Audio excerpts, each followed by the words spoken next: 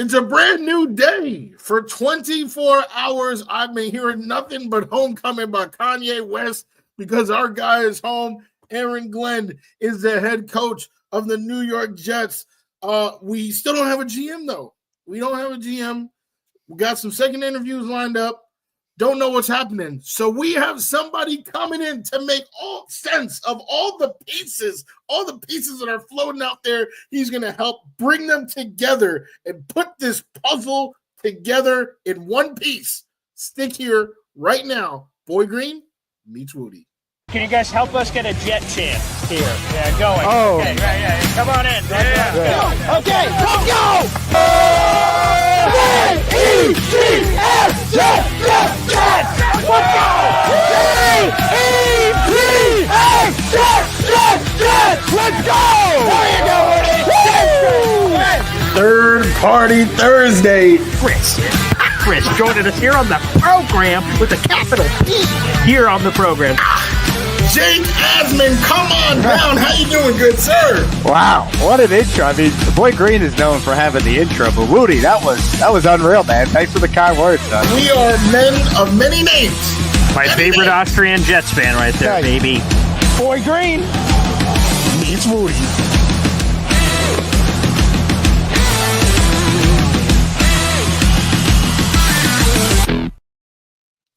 I guess my volume was pumped up or something. Like, that just got me hyped. All right, it is Boy Green meets Wudi with that intro. Shout out Take Flight today because now I am hyped up. You already know that right now we got Wudi rocking everywhere. Right here. You have the boy who became king, Mr. Paul Essien Jr., Boy Green himself. But let's check that calendar. It is my favorite day of the week. Third Party Thursday. All right. And there's so many questions that we have after this hire that we need information. So who better than an NFL information broker? Who better than a man who is inside? All right. Allow us to introduce to you the man, the myth, Benjamin Albright. Come on down. I need to hire you guys to preface anywhere I go. Like when I walk into a room, I need you guys there announcing my presence. You know, like back in the day when they used to do that for kings. Coming into the room. And I need that kind of thing. I need that everywhere I go. Like I'm walking into a room. It could be the library. And I need you guys at that volume. And I would just like to make it clear I am available for service. So, yes, after your people, my people, we're going to make that happen. Benjamin, it's great to have you on the show. It's great to have you here on the program. Let's get into it with some NFL information brokering. You know, the night that the Jets were having Aaron Glenn in for an in-person interview, they were able to hire him the next day. You were telling people on social media that there was a hurdle or two left before Aaron Glenn could ultimately, cross the T's and dot the I's. What were the final hurdles to get it over the top there for Aaron Glenn to the Jets? Well, I mean, there was a verbal in place. Part of that was the understanding that they still wanted to go back and do another round with the general managers. And then part of that was Aaron Glenn was adamant that news did not break from anybody but him to his family, that kind of thing. But the agreement was in place that day. It was just all the crossing the T's and dotting the lowercase J's, all that kind of stuff. So, that's why I said, I think we're going to, when I tweeted it, I was like, I think we're going to get an announcement in the next 24 hours because I was trying to be specific there so that people would understand. It's not coming right this second. Just wait till tomorrow. But I didn't want to, I didn't want to get out over my skis with trying to be too specific and get myself in trouble there because of promises made about not saying anything. Which makes a lot of sense. And a quick follow-up there. It all seemed like from the outside that it was an Aaron Glenn, Lance Newmark combination, and maybe it still ends up that way. But interestingly, Jets hire Aaron Glenn. Jets announced through NFL Network's Tom Pelissero that, hey, man, they're reopening the GM doors, and they've brought in Trey Brown. He's a senior executive of the Cincinnati Bengals, and they've also brought in Darren Muji, who will get a little bit from you there, Benjamin, in just a little bit, but that they're reopening the search. Is that an indictment on Newmark, or why the late change to potentially talk to more guys today? Yeah, I wouldn't necessarily phrase it as reopening the search so much it is doing one last round. And I think part of that is they want to be sure. I think there's split opinion right now on who it should be, and I think they want to bring everybody back for another round of interviews and now that everybody knows where everybody's cards are, you've got the coach in place. I think you want to get opinion and feedback from each other that way. So there's some split opinion, I think, on who they should hire here, and I think they want to make sure that they're a consensus hire. So you do the smart thing. You can't go wrong gathering more information.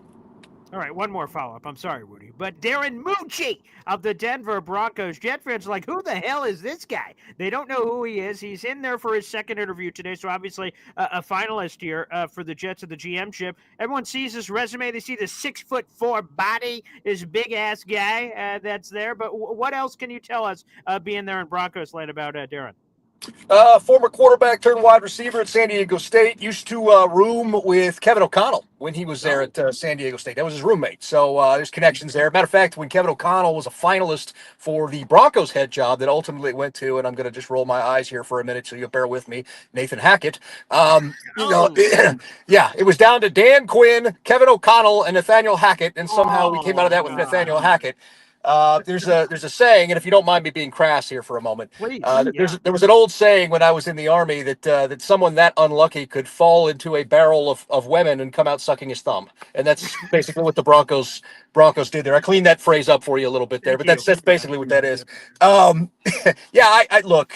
I mean, Muji's a good dude. By all accounts, nobody has a crossword sideways word to say about him. Came up through the ranks, started as an intern, and got through hard work, got himself all the way up to where he is now as just general manager. Got a great eye for talent. He is huge, by the way. He really is. He makes you feel tiny. But he's that guy. He's been George Payton's kind of right-hand man. Payton saw the talent there and kind of promoted him. And, he comes from the scouting side of the house, not the finance side, which is kind of what you want, in a general manager. There's some of these guys that come from the finance side or economics and all that. Man, this is a football dude. So there is that portion of it. I have no doubt he's going to be successful wherever he goes. He comes with my highest recommendation. That said, please don't take him from me. Well, no promises there. No promises there. You mentioned a split right in the building at One Jets Drive. We are no stranger to splits in the Jets fan base, right? We all want who we want very passionately, and it's never consensus, right? But GM, it's really hard for us to kind of get behind a candidate. You see a player, right? Players, we see them play, right? So with our own eyes, we can say, oh, well, that guy, he made a great pass, or that guy just threw a pick six. We don't want that. We don't want him. But with a GM candidate, we don't have that type of footage. We don't have that type of insight. They can be part of an organization, but we don't even know if this guy is the man making the decisions. So my question is, from the couch, what are some tips that we can use to try to evaluate these different GM candidates? Are there anything that we can look for, in terms of evaluating GMs? Well, I mean, there are some things you can do. If you're not inside the room, it's tough to know. But you can look at the titles and tell when that guy was inside the room having real input. And that after Matt Russell left the Broncos, he was in there with George Payton in the room. He wasn't making the decision. George was, but he had input. And if you look at the draft classes ever since George Payton got here, like, holy crap, the Broncos have all of a sudden become a phenomenally drafted team relative to the years before. So, I think that's one thing. I think if you're looking at any candidate, the thing you can do is look it back to when they were an area scout, see how many players in the day three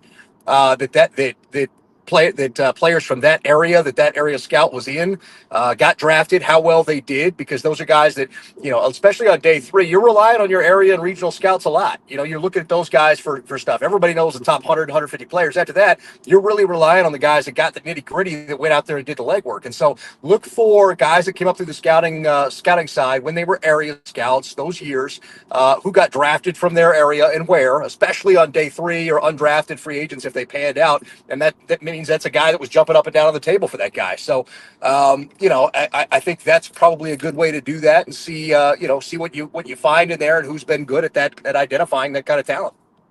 Do you have any insight into who the Jets are even thinking about here? A shout out to NFL insider from CBS, Jonathan Jones. He said that these two interviews with Darren Muji, I just feel like I have a necessary way to say that. It's like Adrian Peterson back in the day. You had to go Adrian Peterson. I just feel, a primal urge to be able to scream that out. Not sure if anyone else in Denver Broncos land does that, but if they want, that's not patented. That feel free to use that if he survives this. But Trey Brown, Lance Newmark, you got Darren there. Is there any sense on where the Jets are going to go here? Jonathan Jones said a decision is likely coming today. I think they, like I said, I think they wanted final in the room chats with these guys, and they got their thing with Newmark. I suspect today is just doing some cross-referencing and you wind back up with Newmark, but I'm not 100 on that. And it's here's the thing: like you get in the room and all of a sudden you sell yourself, you convince somebody, right? And I can give you examples of that. I again would like to take a moment to roll my eyes at Nate Hackett, but he got in the room and sold himself over Dan Quinn and Kevin O'Connell. And look at how those guys. I know I'm so mad about it, and you guys, I know you guys can understand given your offense the last couple of years, but yeah, no, but I'm just saying, like you get in the room and you can convince somebody. Vance Joseph was a guy that got in the room as as a defensive assistant a long time ago, and all of a sudden everybody's like this guy, and so you get in the room and you speak the language. Things you're on a roll that day, you can convince somebody. So, I'm not gonna say there's a leader in the clubhouse or any of that kind of stuff, but there was a little bit of disagreement. And that's why these guys are brought back for a little bit of cross check. Jets are just doing due diligence here. You're doing it the right way, and that's a big, I think, a big step here with regard to this process. Benjamin, let me ask you another quickie here, because Vance Joseph is an interesting guy. He was at one time the head coach of the Denver Broncos, and then he wasn't, and then he came back as a DC. That seems really unusual for a guy that was here, and then he goes somewhere else and then comes back to the same team, but at a lower level. And that leads us to Rex Ryan. A lot of people, Rex championed himself. Oh, yeah, I want to be the head coach. Yeah, baby. But a lot of people said, head coach is probably bananas, but if he'd be willing to come back as a DC, and people have pointed to Vance Joseph, said, hey, I mean, he did it. Why not Rex? Explain the Denver side. How was Vance Joseph able to do that? Because like I said, from the outside, it seems hard to sell a guy that at one time was a head coach and then a few short years later returns as a defensive coordinator, obviously a lesser role than the head coach that he originally had. Well, that's not even the first time in Denver history that happened. Wade Phillips came back and became the defensive coordinator for the Super Bowl Broncos. Wow. So, it's not even the first time that's happened here. It just, I think if you get enough years in between the roster that you had and the current roster where most of the players are out of there, so it's not really a demotion. This is just a new defensive coordinator. It's different. Mm-hmm. And I think that's okay. Vance, there were a couple players I think that were here when he was coaching, but not very many. And honestly, Rex Ryan was up for the defensive coordinator job here. Flew out to Denver, was staying at the hotel down here at the Denver Tech Center, and all that. Hitting all the latest foot clubs. I don't know what he was doing out here, but it's maybe getting a pedicure, whatever. It's no, but I mean, like as far as this stuff goes, I think if you know football, you know football, and if you're not, maybe you don't have the toolkit to be a head coach, but you do to be a coordinator, and maybe you just love being a coordinator. I think there are guys who could do that. I think Rex is a guy who could go be a coordinator. I think there are people that are worried about that because his persona, his personality, and his star shines kind of bright, and they don't want to be like outshone, or they don't want a guy that's going to one up them to the media and all that. You don't want that. But if you're convinced that he can just come in and handle business, why not? If you think he can get the job done, why not? And so, I'm not opposed to that. Vance is a very humble guy, so it's kind of the opposite personality of Rex Ryan, and so I think that's why that works, because we all know what Sean Payton is, and so Vance is a guy that can sit there and do his thing and do all that. I don't think it would have worked with Rex Ryan and Sean Payton here. Although I lived to see that car crash. I don't think that would have worked. There's not room in the world for that much ego in one concentrated area. So again, Aaron Glenn's a good dude. He's also kind of a humble guy. Can be that kind of guy. So it might work with a guy like Rex, where you can have somebody who's that brash and kind of that guy. I don't know. I don't think that that's the direction they're going, but I'm not. I live to see it. I live to see it all. Don't you? Benjamin Albright, NFL information broker, the Handsome Devils here on the program. You brought up Sean Payton, and obviously Sean Payton gave a very public shout out to Aaron Glenn on social media, and a lot of people have known the very strong relationship between those two back when Aaron Glenn was still a player back in 2008 with the New Orleans Saints, and obviously it's evolved and everything from there. What can you tell Jet fans about Aaron Glenn? A lot of them will remember him as a player, but obviously we saw him as a scout too, I guess, here for 2 years, but we haven't seen him in a long time, and now he's back. What can you tell Jet fans about Aaron Glenn and what they're getting? Well, he was also a defensive backs coach for Sean Payton for quite a while after he was a player. Yep. So there's that. I think he's going to try and recruit Chris Banjo, who is our assistant special teams guy. He knows Banjo really well to be your special teams guy. We'll see how that shakes out, but I think that's where that's headed, where that's trending. We'll see. He's a sharp defensive mind. He knows how to motivate guys. He's got a credibility because he played in the league at a high level for a long time. And so there's a credibility that comes with that. I would say that he's one of those guys who just wants to put his guys in the best position to succeed. And some of the things that he does can seem counterintuitive on their face at first, but there's usually a reason behind it, And that's one of those things. You go back and look at when Detroit was building that thing out, and everybody was mocking them for hiring Dan Campbell, mocking them for who they drafted when they're taking running backs and linebackers and all that kind of stuff. And Aaron Glenn understands. He understands. Hey, look, it's in the NFL. I know I played defensive back, but the reality is I need guys up front that can get to the quarterback before to hold up so my back end can hold up, and so you would see him do things at times that seemed perhaps a little counterintuitive in what they were doing, but the reality is he knows his personnel very well, knows what he needs, and he's trying to put them in the best position, whether that's conventional wisdom or not. A guy that was just in Denver Broncos land, just because you mentioned Banjo and special teams, Mike Westhoff, a longtime guy with the New York Jets. Now, there's been some rumors that maybe he would consider coming out of retirement. I understand he left the Broncos due to health reasons. And so there's been a lot of rumors about Mike Westhoff maybe making a return. I don't know, as a consultant, whether it be as a full-time coach or what. Is there anything you have to share about Mike Westhoff returning, perhaps? I do not believe he's coming back as a coach. Now, maybe as an off-site consultant or something like that, but I firmly do not believe that he will be coming back as a coach. Okay, there we go. Go ahead, Woody. Well, we talked a lot about Aaron Glenn personality, right? Meshing with Rex, right, and how that would work. But on the other side of the ball, I think I would say almost all of our viewers are looking to that hire, right? The OC hire, the names that we've been hearing, right? Nick Caley, Clint Kubiak, and Scott Turner.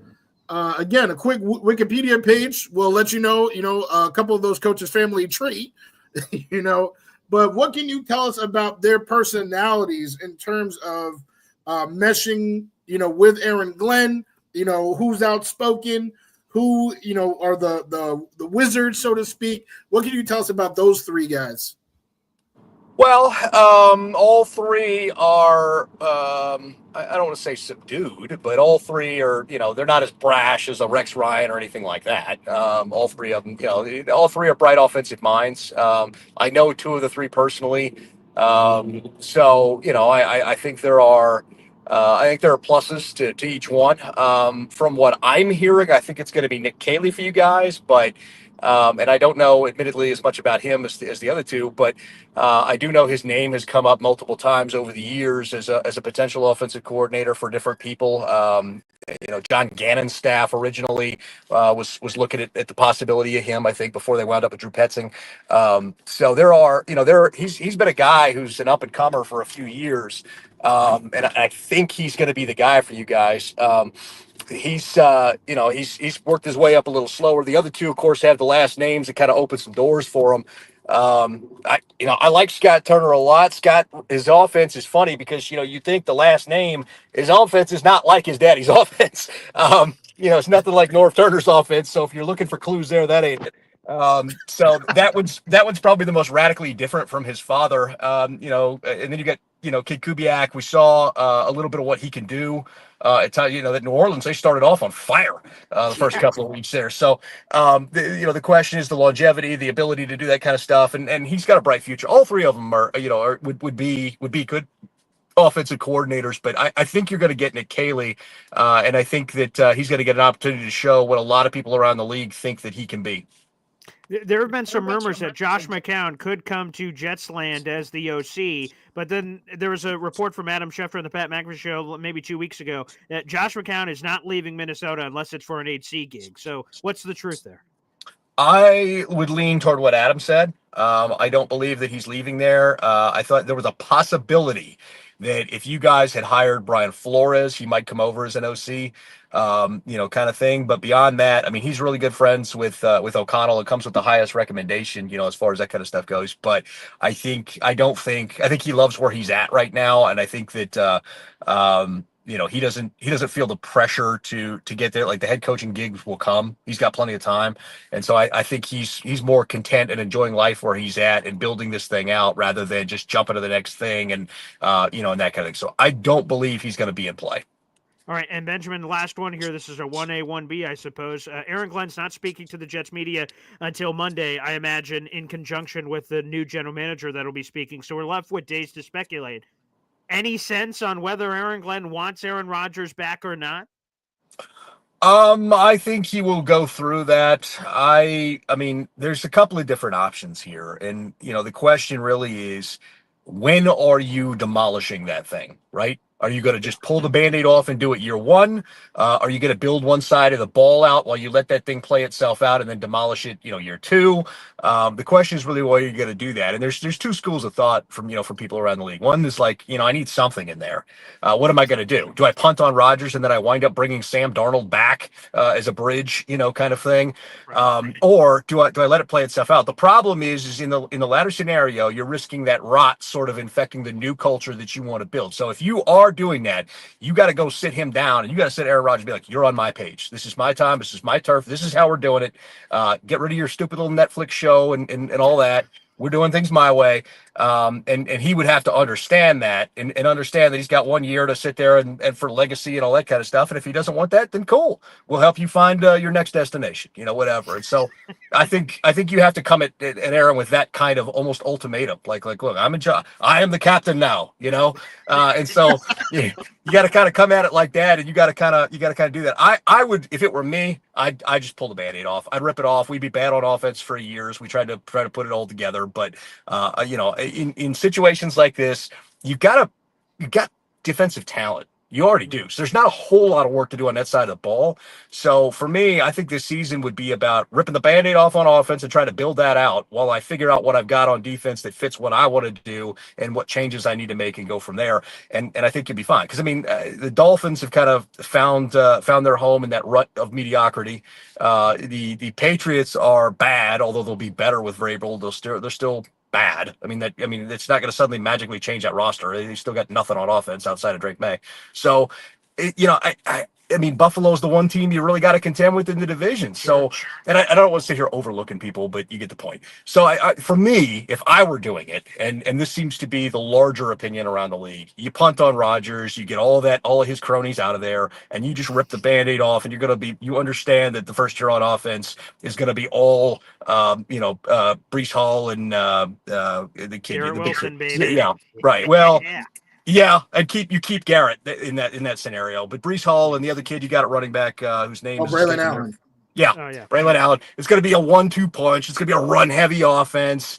You're going to keep it conservative with a bridge quarterback until you find your guy, and then and go from there. And so that would be the way I would do it. That seems to be by far the larger opinion, but there are guys that I've talked to who are like, no, you got to keep Rodgers in there while you build that thing out. And then when you get rid of him, you still maintain a credibility if he hasn't undermined you because you're the big boss who just got rid of Aaron Rodgers. So.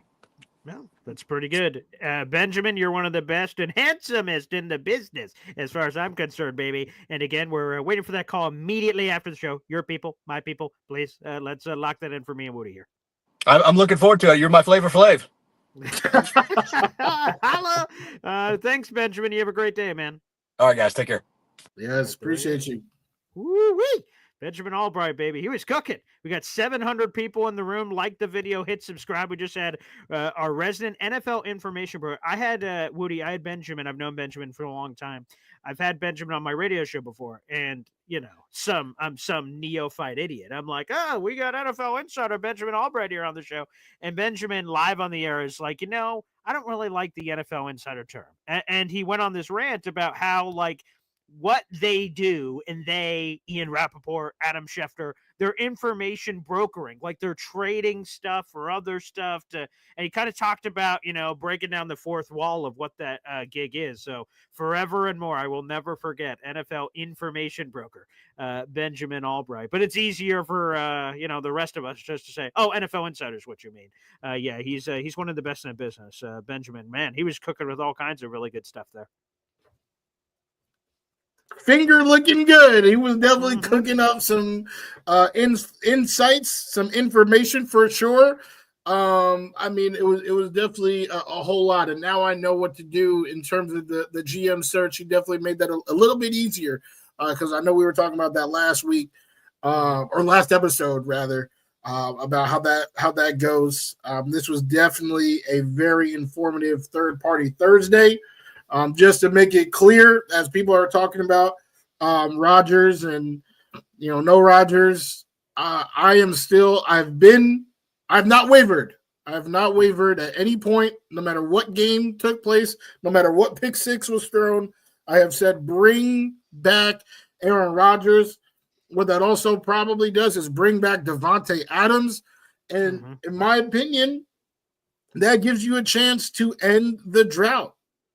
I mean, we saw what was happening the last half of the season. I think we saw two different halves, or really a quarter, and then a half. First quarter of the season, defense actually wasn't that bad. It really wasn't. Like, I know you guys probably, everything's like the Broncos was 10 points, right? Sam Darnold's worst game until, that Lions, week 18 was against the Jets, right? Yeah. That game. But what happened in both of those games? Aaron Rodgers failed to drive the team down the field, right? Threw a pick to Stephon Gilmore. I don't even think he got a first down in against Denver. When he was trying to march down the field, so that ended up turning into a Greg Zuerlein field goal attempt against the Bills. Another pick, right? That's what was happening early in the season. Then you got the second half. Rodgers still shaky. You got the second quarter, right? Rodgers still shaky. Now we don't have a defense because we fired Saleh. The second half of the season, the last 8 games of the season, Rodgers, Devon, everyone was clicking. My God, my parlay every single time I would just put in Rodgers passing touchdown, Devontae 50 yards, Garrett 50 yards, and I knew that's what was happening every single time. If we start a season healthy Aaron Rodgers, those boys out wide, Breece Hall, Braylon Allen, Isaiah Davis, put Paul Henson Jr. back there. All right, you get that squad together, and now we have a team that's not committing an atrocious amount of penalties. You have the defensive pieces that Benjamin Albright was just saying. I think that is the path of least resistance in trying to break this drought. All right, let's for those who may just be joining us and did not see the full interview. By the way, you can replay it here on YouTube, so feel free to do so. A couple of nuggets that I took away from Benjamin Albright. First off, again, he's an NFL information broker. That's his business of choice. He believes Nick Caley, the Los Angeles Rams tight ends coach and passing game coordinator, will end up being the offensive coordinator for the Jets. That's what he's heard. He says he knew the other two personally. He does not know as much about Nick Caley, but he heard that he is going to be the guy. According to Connor Hughes, that is Aaron Glenn's top target for offensive coordinator yesterday. So interesting note there. He wouldn't give us a leader in the clubhouse for the GM search today, but kind of one of the things he thinks that the Jets could be doing is, doing the right thing, checking their P's and Q's, doing another quote unquote round of interviews, and that they could land back on, pun intended, Lance Newmark. That could be the mark they land back on of being the guy that they were initially looking at. So wanted to make sure we got that one out there as well. And again, it is official. Aaron Glenn will be speaking on Monday That's his press conference that'll be happening, which, by the way, I appreciate. Again, my daughter turns 3 over the weekend, so we're going to be celebrating. So if the Aaron Glenn presser was there, I'm glad I don't have to go. Daddy's not going to be there. I can now be there for all the birthday festivities. So God bless. Thank you, Jets, for listening to me for that. And I imagine Aaron Glenn is going to be introduced right next to his next general manager, which, again, we're supposed to find out today, according to Jonathan Jones. Let me throw that over to you, Wudi, okay? So there are 3 finalists. That's all that's on the board, unless the Jets do something crazy. These are the 3, and 2 of them they're interviewing today. Darren Muji of the Denver Broncos, Trey Brown of the Cincinnati Bengals, and Lance Newmark, they already spoke with earlier this week. All 3 of those guys are candidates for the job. And Jonathan Jones, CBS NFL Insider, says the Jets are going to make that. So talk to those 2 guys for the interviews and then make a decision today on who the general manager is going to be. Put your bacon down, Mr. Wudi. If you had to predict which of those 3 is going to be the next general manager of the Jets, it would be whom? Well, I think Benjamin did have a horse leading that race. He's actually said that after this, they would probably go back to Newmark. And I think that's kind of where I'm leaning. When you look at the report about the Saints and how Aaron Glenn wanted them to fire their GM, get this man out of here. Oh, I missed that report. Where was that?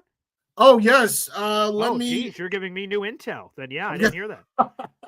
Let me see if I can find. So Mickey Loomis is the general manager of the Saints. So Aaron Glenn would have wanted him gone to bring in his own guy, basically. And if so, I don't blame Aaron Glenn for that because, again, some of these places where you would be linked up with someone else's stuff, again, those arranged marriages to me are never a good sell. So. Yeah, and that's kind of what what I was nervous about hiring Glenn first, right? I guess that's true. But I prefer the Glenn over the GMs they were looking at. So I'd much rather know I got Glenn locked in, and hopefully someone goes, yeah, Glenn's awesome. I want to link up to his ship.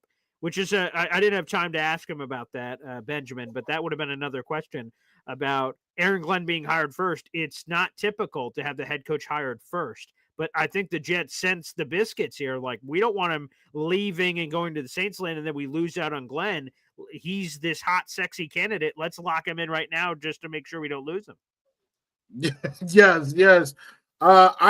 In my 2-second Twitter search, I have not been able to find the quote or the source of the quote that I had seen. No, that's not it. So I'll have to check and get back to you. But I definitely did see that. I do not think it was NFL. I found what you were looking for. So here it is. This is from Reddit. They grabbed the tweet from Twitter. Timothy Jones is the one who did it. Maybe that'll help you find the tweet. But it says the New Orleans Saints had a strong chance of hiring Aaron Glenn as their head coach. However, Glenn requested that the team consider moving on from Mickey Loomis as general manager and allow him to be involved in the hiring of a new GM. The Saints were not willing. That was yesterday, apparently. So I missed that story completely. And again, that does not surprise me. And so I think the Saints do things differently. If you read the history of the Saints, Mickey Loomis was very close with the original Benson owner who unfortunately passed away. And now Gail Benson runs the Saints. So he's got familial ties so that it would take a lot for them to move on from him. So that's a different run organization. My boy Randy Mueller is with the New Orleans Saints. I love Randy. He's down there. So, yeah, that makes sense from Aaron's side. So that's the good thing about the Jets, that they said, Joe Douglas, get the fuck out of here. I forgot to ask my Robert Saleh question, but that's okay. Robert Saleh, get the F out of here. We're starting fresh. I think that benefited the Jets because they and the Raiders were the only ones that had full openings. The Jaguars have lately joined that party very late in the process this week, but that gave the Jets a benefit, I think. Yes. I mean, I think back to the bacon, right? Putting my bacon down. Sure. Yeah. Putting the bacon down. I'm going with Lance Newmark.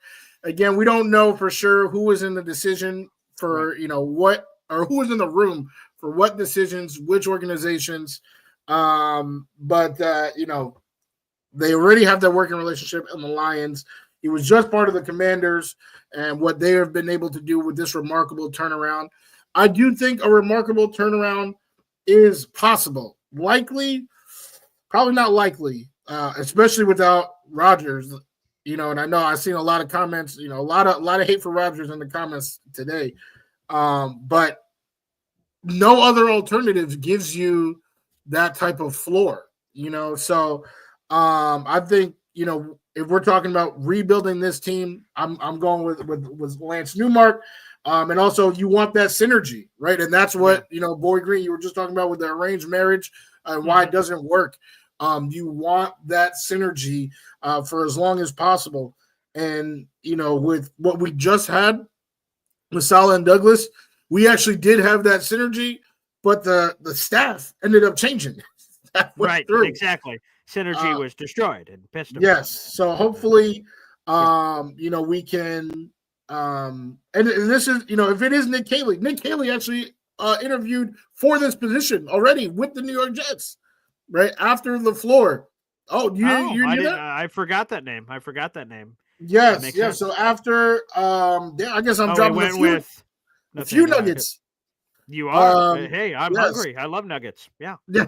So Nick Caley interviewed for the OC position. So I don't know if that's a deterrent. Like, hey, I already tried this. Woody's a clown, right? Also, his current OC, right? He is the passing game coordinator under Mike LaFleur, right? Who was a guy who in 2023, when he had the interview, he was looking to replace. And of course, that's a quick conversation. Hey, Mike, how's it over there? Woody's great. So I don't know. Yeah, right. Yeah. I imagine that conversation was different. Here's another one. So during our conversation, I asked about Mike Westhoff, and again, I did the whole SpongeBob joke thing on Twitter last night. So Mike Westhoff was supposed to join Connor Long on NY Flight Jets Talk last night, and then last second he bailed. And a lot of us go, well, that's sort of weird. Why would he just randomly bail? Because there were rumors that he was going to join the Jets staff in some way. And you heard from Benjamin Albright here on the show that he does not believe that Mike Westhoff, legendary special teams coordinator, would come back for a coaching position. He said maybe a consultant role. Here's breaking news on the show. This is from Don LaGreca of Don, Hahn, and Rosenberg. That's the new version of the Michael K show in a different way. Michael K has his own show. Basically, they split up. But anywho, Don LaGreca said Mike Westhoff told him during the break, this just happened minutes ago, that he is not coaching again, but helping out Aaron Glenn with potential hires and volunteering his services during training camp. So there you have it. So Benjamin Albright hit that nail on the head. And it makes more sense because, with all due respect, Mike Westhoff just left the game in November. He was currently with the Denver Broncos as an assistant head coach. He left because of health reasons. So to give him another full-time role just didn't seem to make a whole heck of a lot of sense with the health. He had been,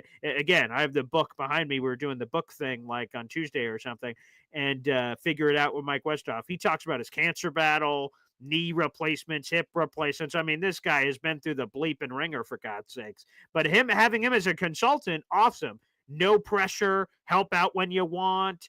Kind of Mike Vrabel-ish with Cleveland, but even less intrusive than that was. He got to go home to his family on road games and stuff, so they made it very lax. I imagine if the Jets and Mike Westhoff combining forces, that's going to be very lax as well. So again, that's from Don LaGreca, and exactly what Benjamin Albright said. He was most recently with Mike Westhoff. Mike Westhoff was on the Broncos, and that's the team Benjamin Albright covers on a day-to-day basis out there in KOA, Colorado, on top of his NFL information brokering. So it sounds like Mike Westhoff will be a part of this Jets era in a different way.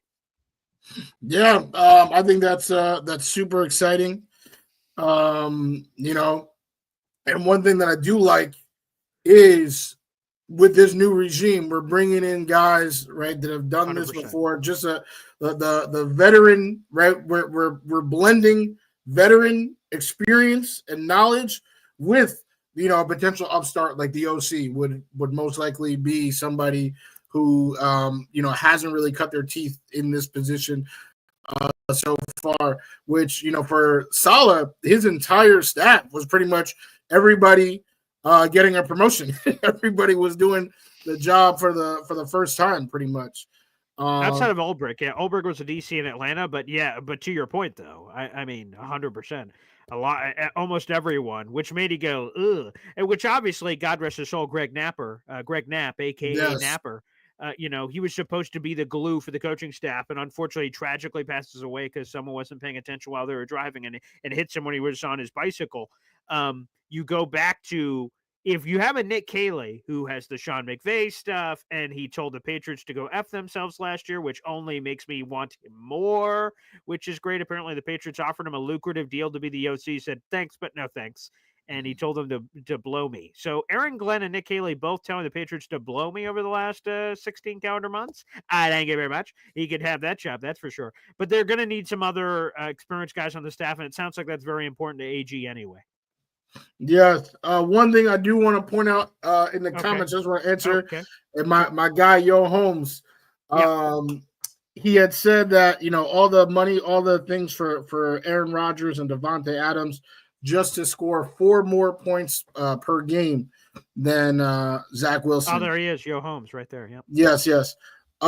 Points can be scored by a defense, which actually happened during Zach Wilson's time. They can be scored by kickers, which Greg Zuerlein was actually one of the most prolific kickers during Zach Wilson's time.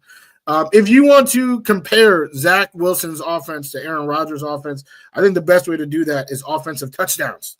Right? Can you? That'll do it. Sure. Drive down the field from wherever you are and score a touchdown. That would make it much more clear. Aaron Rodgers' offense, 39 touchdowns on the year. That's 31 passing and 8 rushing touchdowns. Mm-hmm. Zach Wilson's offense, and I'm not even saying, because this is actually the year, so this actually includes the Boyle. You're right, so you're getting bonus touchdowns. 18. Oh. 18. 18 to what? 39. To 39. Oof. Literally less than half. Wow.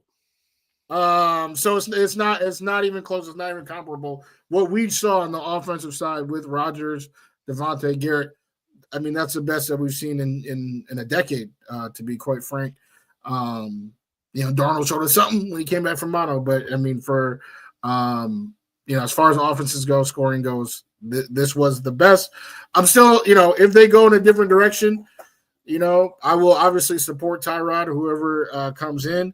But I don't think – I think the highest floor is by getting this old man back behind the helm. We've already seen what he can do. He can still move. He can still throw the football.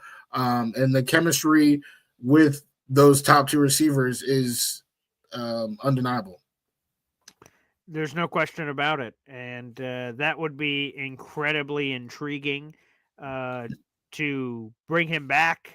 Again, I know a lot of people are split on the topic. We won't know unless sourcing leaks over the weekend that regardless of any of these GMs they hire, if it's Trey Brown, Lance Newmark, or Darren Muji, if it's any of those people, we're not going to have any indication whether or not they're bringing back Aaron Rodgers again, unless a report prefaces that press conference on Monday. We're going to find out on Monday. Unless on Monday they're like, I don't know. We'll let you know. I mean, I guess it's possible, but I'm sure they don't want this story to drag. So I imagine we're going to get some conviction sooner rather than later. By the way, the New York Jets just wished Kevin Mawai a happy birthday. And Zach Rosenblatt quote tweeted the happy birthday graphic from the Jets and said, the Jets do need an offensive line coach. So we're going to keep the Jets nostalgia going. Ricky New York live has been begging for Kevin Mawai to come back to the Jets as no line coach. That could be something to watch as well, as they're looking for a guy potentially to make that happen. Wudi, any final thoughts? What a show. And again, shout out to the great Benjamin Albright, a great friend of mine. I appreciate him hopping on the show. These third-party Thursdays have been pretty electric the last couple of weeks. Sean Merriman, an NFL information broker, and Benjamin Albright, the guests have been popping, baby. Definitely been popping. Third-party Thursday. You don't want to miss it. You don't know who's going to show up. Definitely a great time. And, of course, I have nothing but gratitude for you, Boy Green, for Benjamin Albright, giving us that information. And of course, the people in the comments keeping the conversation going. Special shout out to Yo Holmes, right? Answered your point. Appreciate the respect right back. And hey, let's keep this train rolling. The Jets, it's a new era. It's a new day. Yes, it is. So let's go. Let's get it. Hey, by the way, real quick before we get out of here, I just want to direct you guys. We stream this show, Boy Green Meets Woody, every Tuesday, Thursday around 3 o'clock. YouTube.com/BoyGreen25. Twitter @BoyGreen25. But most importantly, the James Wudi. If you guys enjoyed this show, look out for clips. We're going to have some out from Benjamin Albright on the James Wudi on Instagram. Stop what you're doing and make sure you follow it, baby. We appreciate it. Yo Home saying, good show, fellas. It is a new day. Yes, it is. We should all be thankful, no doubt about it. So again, make sure you're following the James Wudi on Instagram. To the 800 people in the room, he's going to be having all kinds of these wonderful short clips from the Benjamin Albright interview with all kinds of great information. And again, as soon as we hear that GM hire, Jets News, wherever you are out there in the wilderness, is going to have one of those graphic shout outs ready. So it's been an exciting week. I'm excited to find out who's going to be the general manager. Again, I guess my lean would probably be with Albright about Lance Newmark and circling back to him. I know there's a lot of Trey Brown fans in the building as well, and I just learned a lot more about Darren Muji than I even knew before. That tall 6'4" quarterback wide receiver bastard. So we've got a lot of names there, and we will do it. Again, Michael, who's just asking, when will we get the Aaron Glenn press conference? That is coming up on Monday.